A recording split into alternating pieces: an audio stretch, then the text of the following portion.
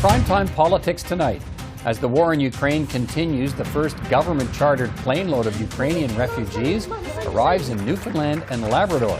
The Premier of that province will join me to discuss his province's role in the resettlement effort.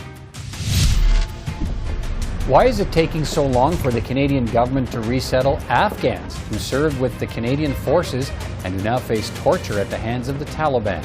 We'll hear the story of frustration from the head of a veterans charity in Canada.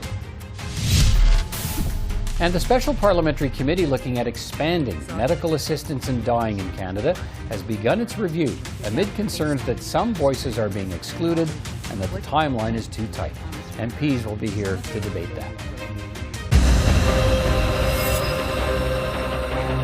We'll begin tonight with the war in Ukraine and Canada's continuing response. The Prime Minister was back in the House of Commons today after a surprise visit to Kyiv on the weekend.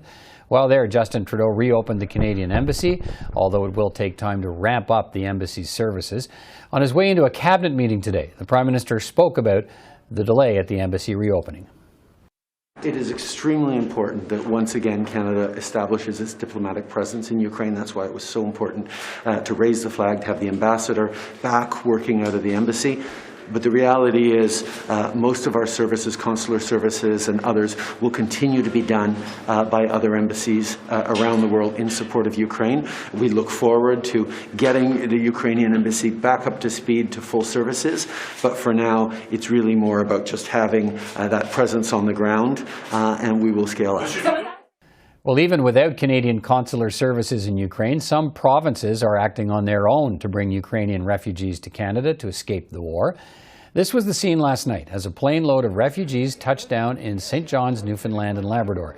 It is the first government-chartered flight of refugees from Ukraine. 166 people, including 55 children, were picked up in Poland and brought to Newfoundland. The new arrivals expressed their gratitude.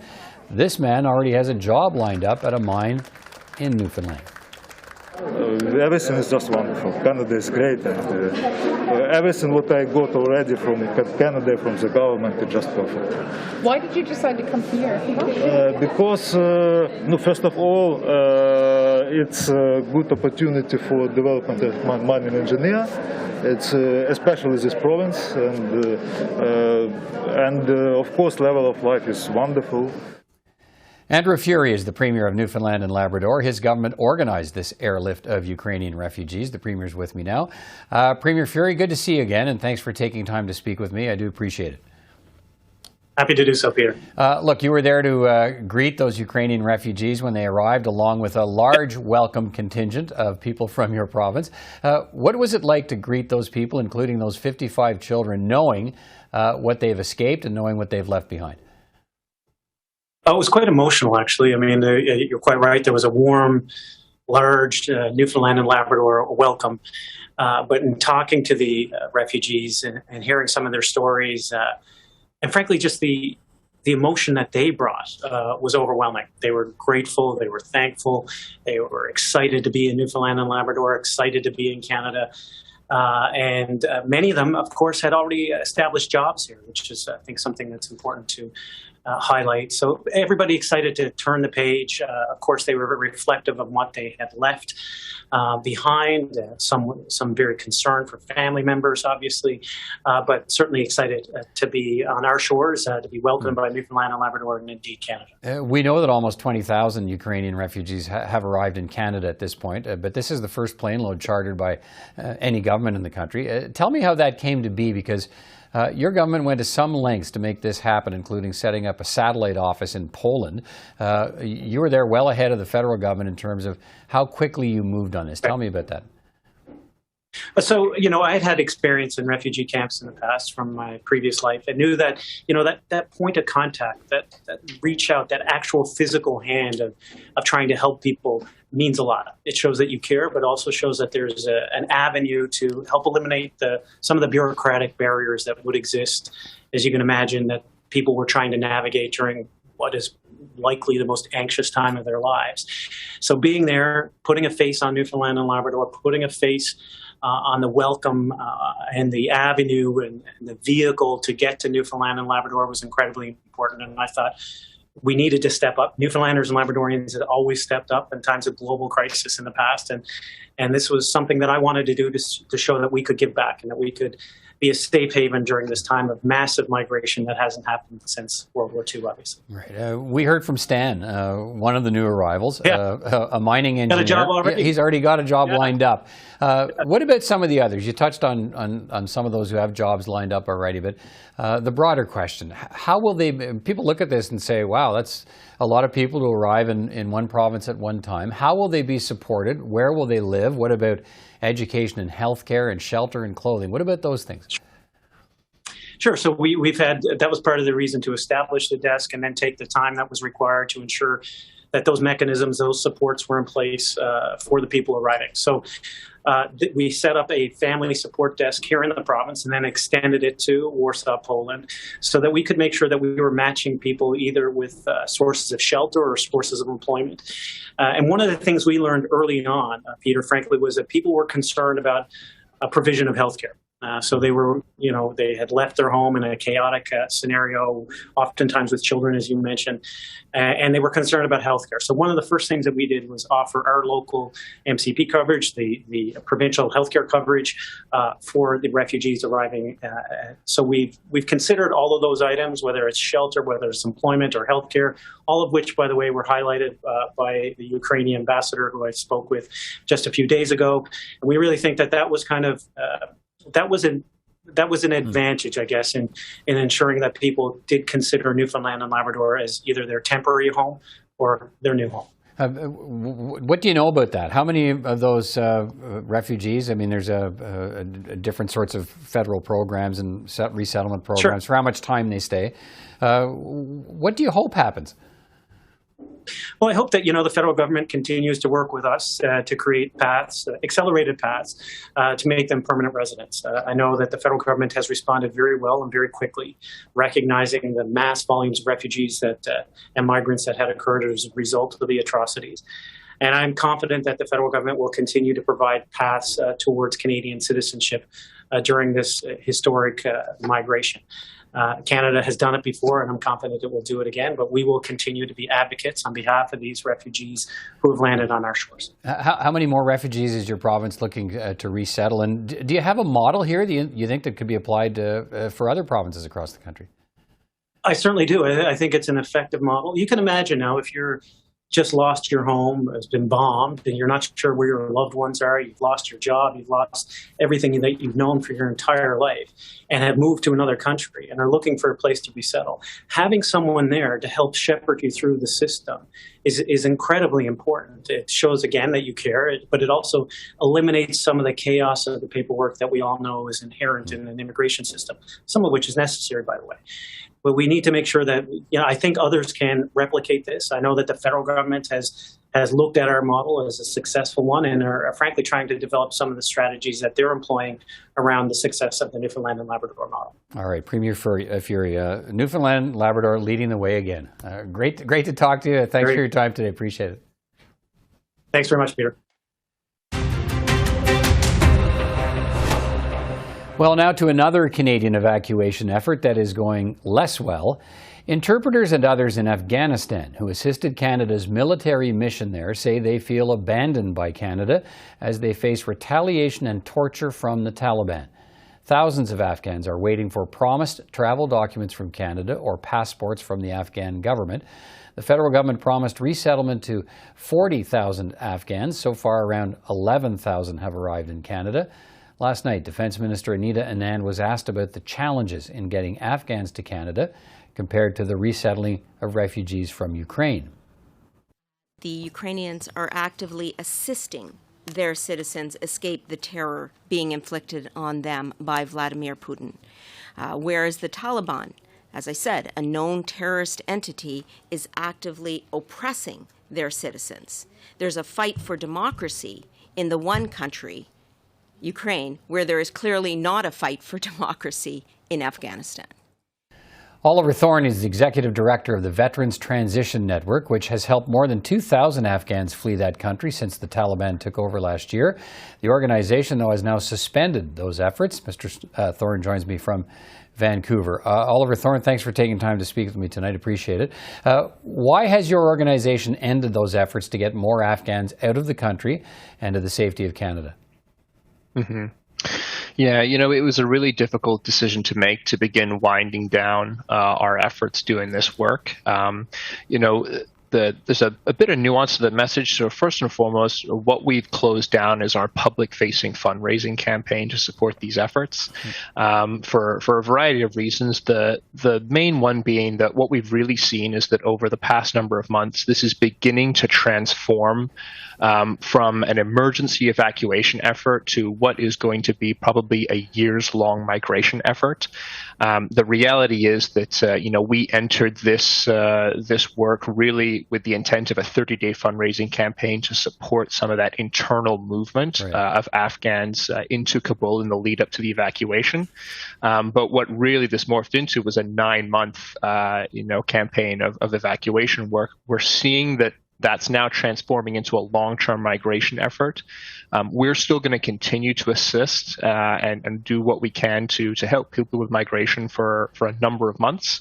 But ultimately, we begin to need to start turning our attention back to our work with veterans here in Canada. What do you think of the government's efforts to try and get more Afghans to Canada? Are you satisfied with what you're seeing? I've said this through a number of interviews that I've done, and I'll say it again because it's true. We've connected with some really hardworking staff at IRCC and Global Affairs Canada who are working overtime, doing everything that they can to affect change and to help bring Afghans to Canada. Where we're really frustrated is with government policy that is really hampering the process. So to answer the question... Yeah, so, first and foremost, we no longer have any type of consular service in Afghanistan. So what that means is that we can no longer complete the application process for eligible Afghans who are coming to Canada within Afghanistan. They have to travel to a third country to do that final step of the process.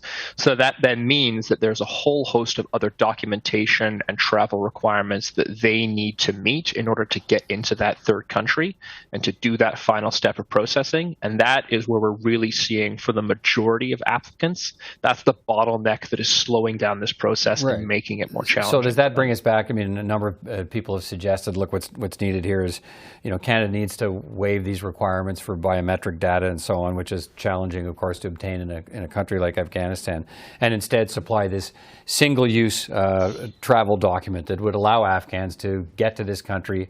It's all they'd be required to have and allow them to transit to Canada through this third country. Is it as simple as that? Hard to say. We're not working directly within the government. We don't have the full visibility on these policy issues. We know for certain, based on what we've seen with the Ukraine evacuation, we've seen some relaxing of biometric requirements for some people within that population. Ukrainian refugees being absolutely very deserving, of peace and stability and the ability to come to Canada.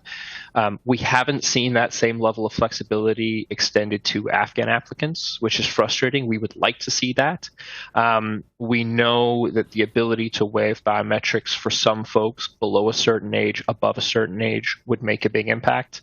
The ability to provide single-use travel documents, provided that they're accepted by other countries, would also make a big impact. You touched on Ukraine, and we've seen efforts in this country to resettle Ukrainian refugees. The Minister of Defense, Anita Anand, spoke about the differences in being able to quickly resettle Ukrainian refugees at a parliamentary committee last night versus how challenging it is to resettle Afghans because of the Taliban government that's a known terrorist organization actively oppressing citizens and trying to block them from fleeing. And essentially that was the main reason why this has become such a complicated issue for Canada and helping Afghans get to Canada. Do you accept that explanation for the delays when you look at what's happening in Ukraine and what's happening in Afghanistan? Yeah, That's a tough question. I can understand that concern. I can understand the concern with resettling individuals and large families from, a country which is now under terrorist rule. I understand that the challenge. I understand that there's risk involved with that. But my response would be that there was risk involved for Afghan interpreters and for their families when they volunteered to support and protect Canadian Forces soldiers in Afghanistan. They took on that risk in order to help our soldiers and to hopefully build a better future for their country. And I think morally, Canada owes them some level of risk when we reach out and help them in their time of need. And again, I don't have full policy awareness of all of these issues, but I know, because veterans have told us unanimously, that these Afghan interpreters had a direct impact on making their mission possible, and in many cases saving Canadian lives. And they did that at risk to themselves. So I feel personally that Canada has a moral obligation to assume some level of risk in the help that we provide to them. All right, Oliver Thorne, the Executive Director of the Veterans Transition Network. Thanks for your perspective this evening. Good to talk to you. Thanks very much for having me. A joint parliamentary committee of senators and MPs is looking at expanding the eligibility for a medically assisted death in Canada to consenting children and to those suffering only from a mental illness, or those who may want to make requests for assisted dying in advance. But already there's criticism that the committee faces an unreasonable time crunch to make life and death recommendations, and that a thorough examination of the current rules and outcomes is being bypassed. The number of medically assisted deaths is rising each year in this country since it was legalized in 2016. In 2020, Health Canada says there were 7,595 assisted deaths in the country, representing 2.5% of all deaths in Canada. Earlier today, the daughters of a 61-year-old BC woman whose medically assisted death is under investigation now by police. They say she never should have been eligible since she was suffering from depression after a car crash left her with a concussion. On October 24th, 2021, we were shocked to find out that our mom had applied for and been approved that day to end her life through MAID. She was scheduled to die less than 48 hours later. We believed, which was later confirmed through medical records, that she had not followed through with any recommended treatments prescribed by her general practitioner, and that our mother was suffering from depression.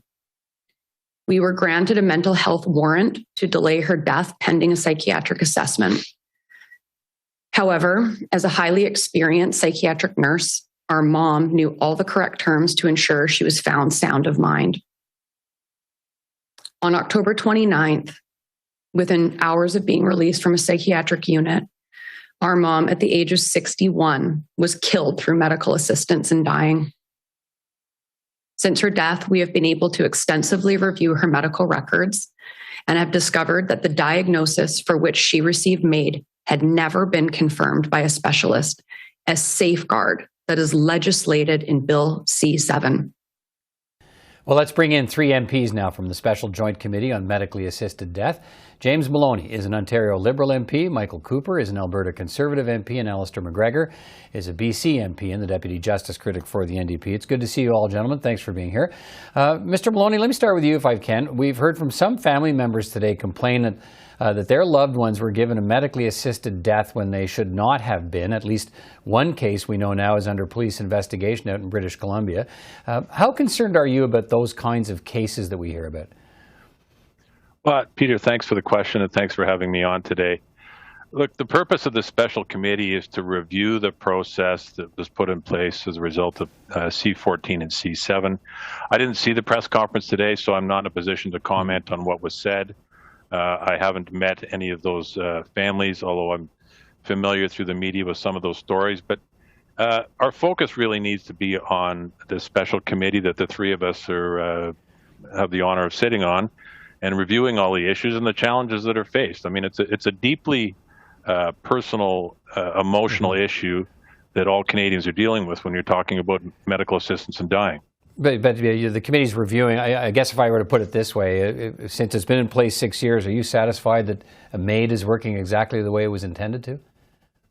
Well, look, the original legislation, C-14, required a legislative review after 5 years, and that's what we're doing. So it's our job. We've been tasked with reviewing the two bills now, the two pieces of legislation, or the legislation that's been amended, Right. and looking at areas where we can improve on it, and looking at places where there may be challenges, and that's what we're started to do. We're early on in the committee process. But you got a tight timeline as well. But we'll come back to that. Let me move to Mr. Cooper. Michael Cooper, what concerns do you have about your committee's work and the timeline for producing a report? What is the deadline for the committee, by the way? We don't have a lot of time. We have until the early fall, and this is obviously a very complex area. And the chief concern that I have right now with the work of the committee is that the focus has been singularly, more or less, on expanding medical assistance to dying without taking time, either up to now or in terms of our schedule going forward, on the existing safeguards. Are they working? Because there's significant evidence that vulnerable Canadians are falling through the cracks. That has been documented by the Ontario Chief Coroner's Office, the Quebec End-of-Life Care Commission, which identified non-compliance with the criminal code. But is that seen some very disturbing cases, including one out of London, Ontario, where a 51-year-old woman ended her life after she couldn't find reasonable housing. And now, as you mentioned, there's a police investigation involving the case of Donna Duncan, who died of MAID under questionable circumstances. We can't look forward at expanding MAID until we look at the existing framework and existing safeguards. Anything else is putting the cart before the horse. Mr. And MacGregor, that's why I put forward a okay, hang on, Mr. Cooper. Let me come back to you. Mr. MacGregor, what's your view on that? Should parliamentarians be looking at expanding MAID, for instance, to minors and to people suffering only from a mental illness, not a physical ailment, if there are some questions about whether the rules and safeguards are being followed for the criteria that's in place now? Well, to some extent, our committee is constrained by the terms that the House of Commons laid out for us, right? They gave us specific areas to study. So the House instructed this committee to study the subject of mature minors, of mental health as an underlying condition, but it also told us to study the state of palliative care, protection of persons with disabilities as well. That being said, I mean, we do have to meet the House's requirements. Every committee is the master of its own destiny, and there's nothing to stop our committee from taking a closer review of the safeguards, as Mr. Cooper suggests, if we so wished. We've already taken sort of a broad-based look at the state of medical assistance in dying in Canada already. If there's room to do further reviews, we can do that. I for one, am glad that we had our original deadline of June 23rd extended to October 17th, because now that does give us more time to look at these issues more in depth and give them the justice that they deserve. Mr. Maloney, you're, as Mr. MacGregor's touched on, I think Mr. Cooper as well, perhaps, your committee is also supposed to be looking at the state of palliative care in Canada and how perhaps the lack of resources relates to the request for a medically assisted death. Are you convinced you'll have time to make, I guess, reliable conclusions about the state of palliative care in just a few months of hearings, and whether some Canadians are choosing MAID because they can't get access to proper palliative care? The short answer to your question, Peter, is yes. Okay. The committee has been given a broad mandate and with the specific items that Alistair mentioned, but we also, our scope is what we want to make of it. So, to Mr. Cooper's point, all of the members of the committee, all of the parties, all of the MPs, all the senators were free to submit a list of witnesses, and we could submit names of people who, from all different perspectives, whether they're legal professionals, medical professionals, or people who have lived experience. And we've seen some of that at the committee already. So to say that we're limited in our scope is not accurate. And in terms of the timeline, the deadline has already been extended. I'm comfortable with the time frame that we have right now, but if the circumstances is such that we need to, we decide as a committee, and it's important to emphasize that the committee, we're the master of our own domain here. If we need more time, we can seek that time, as we've done already. Mr. Cooper, you mentioned it. I mentioned it. The police have been called in to investigate the assisted death of a 61-year-old woman, Donna Duncan, in BC. Her family says she never should have been granted a medically assisted death. But I guess, isn't that the way to enforce the safeguards? If a family thinks a wrong's been done, they can go to the police. Well, it shouldn't come to that, having to go to the police after someone has lost their life. We need to ensure that these types of cases don't happen. And in the Carter decision of the Supreme Court recognized that vulnerable persons could be put at risk absent what the Supreme Court characterized as robust safeguards. We need to ensure that the safeguards that are in place are robust, and there's plenty of evidence that they're not. And so it's something the committee has to take a look at and has to address in terms of gaps. And are safeguards sufficient? Are they being enforced? And so that's why I have put forward, Peter, a motion before the committee to ensure that the committee does take some time to look at that angle. Can you have any safeguards that when a family member decides they want to have a medically assisted death, other family members oppose that? Is that part of the challenge? Is trying to come up with safeguards that don't end up, being family members don't want somebody to have a process or a procedure that person has chosen to have? Well, there are many examples, like the case of Roger Foley, for example, who was pressured by healthcare staff to undertake medical assistance in dying. And he recorded one of those conversations. He came before the Justice Committee when we were studying Bill C-7. It's cases like that should sound the alarm of Canadians. I don't think Canadians, when we first embarked upon establishing a medical assistance in dying regime, viewed it as something that should arise where persons who lack access to quality care or who can't find adequate housing are resorting to medical assistance in dying. It's completely unacceptable. It's drawing international attention, including the UN Special Rapporteur on the Rights of Persons with Disabilities. The UK Spectator just 2 weeks ago wrote an article, "Why is Canada euthanizing its poor?" Let me move to your this colleague. Is a very, very serious let me move Mr. issue. MacGregor. Mr. MacGregor, what are your thoughts on that and some of these challenges around how to demonstrate whether safeguards are working or not? Well, you're getting a real sense of the challenge before this committee because, on the one hand, we know many marginalized communities in Canada have had very inequitable access to healthcare services, to support services. And, we just simply exist in a Canada today where we are not doing enough for many segments of the population. They do not have the supports they need to live a fulfilling life. But on the other hand, we have this very strong argument and many people who are arguing that it is their right to determine how they want to leave this world. They have a right not to endure that suffering that comes with some grievous and irremediable medical conditions. So I believe we can set up a Canada where we are both respecting the rights of the individual, that we have proper safeguards in place, but that we are also putting in the supports necessary so that marginalized communities or people from that community who are suffering from conditions don't feel the pressure to end their life before the time they feel is right. And that's what the challenge is before us in Canada today. We'll have to leave it there. You gentlemen and the other colleagues on your committee have been seized with an important task on behalf of Canadians.